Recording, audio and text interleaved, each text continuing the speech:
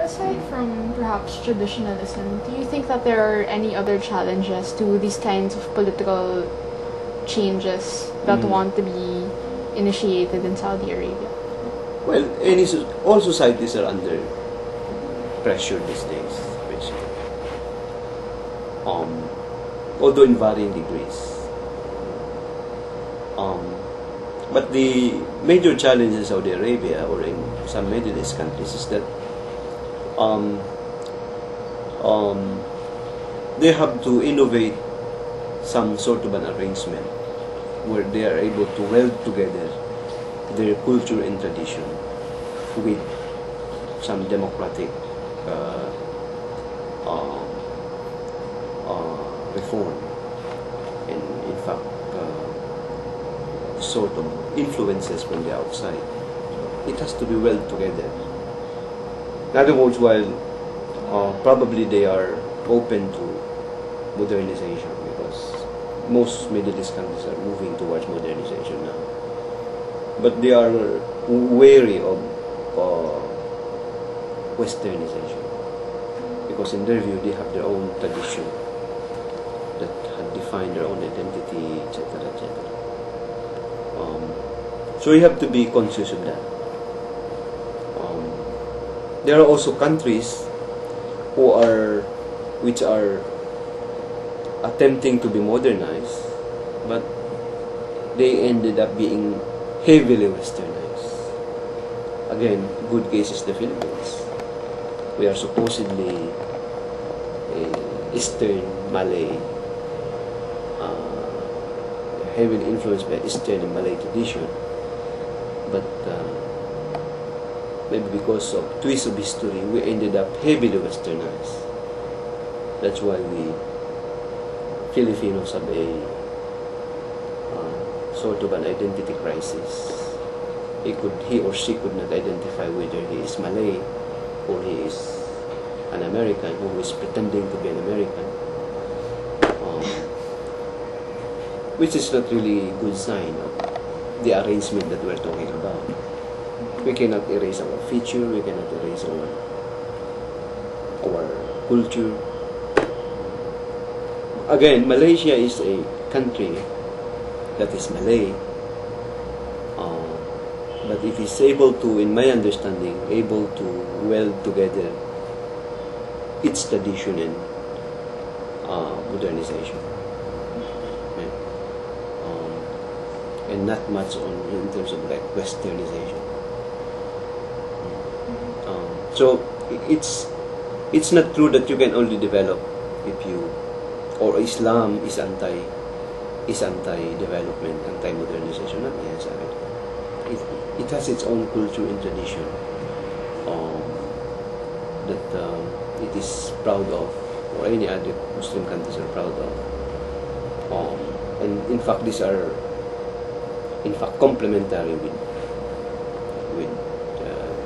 the requirements of modernization, of globalizations. That is why you have to erase the impression that Muslim countries or the Middle East is like are nothing but oases or desert, etc. No, I mean, if you look at Qatar today, for instance, where the present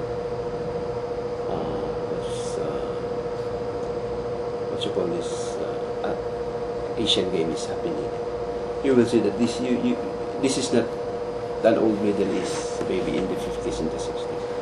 This is a totally modern country. Or say UAE or Saudi Arabia.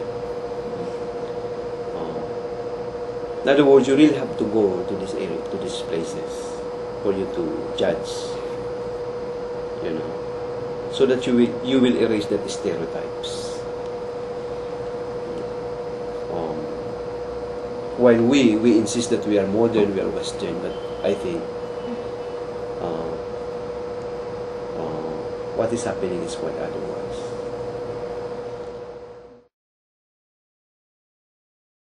Sure. Given that currently in Saudi Arabia there's a very strong censorship program running, and they don't really allow political opposition to form within the country. Do you think, given that having a trend towards modernization and acceptance of more ideas. As I said, they have their own ways and methods of modernizing their countries.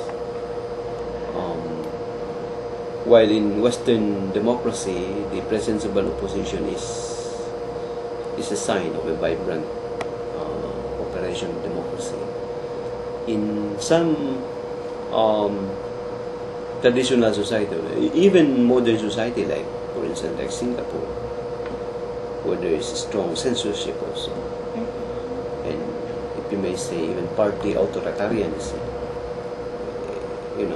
is something that we have to be very careful of, especially when we generalize or make some generalizations about countries without opposition. In other words, not all countries without oppositions are not developed. In the same manner, not all countries with heavily infested,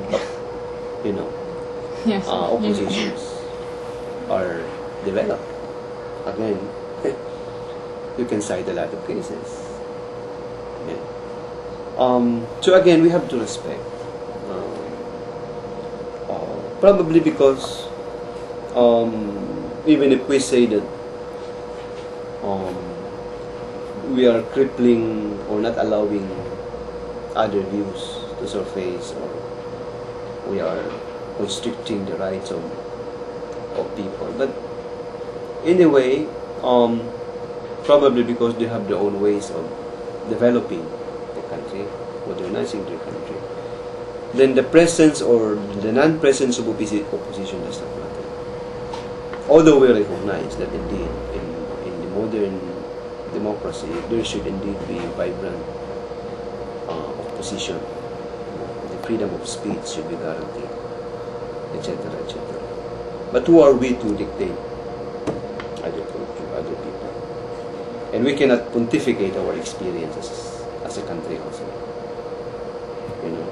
I think the greatest critique of Philippine democracy is not Saudi Arabia, not UAE, but Singapore, which is very close to us. We become almost like a laughing stock in other Southeast Asian countries because of our inability to unite ourselves, because of thought that we are working within democracy, but this democracy is not doing good for us, because we cannot even resolve simple issue, etc., etc. We ended up in the streets and people power. And how long can we afford to have people power? But in other countries they have a very smooth,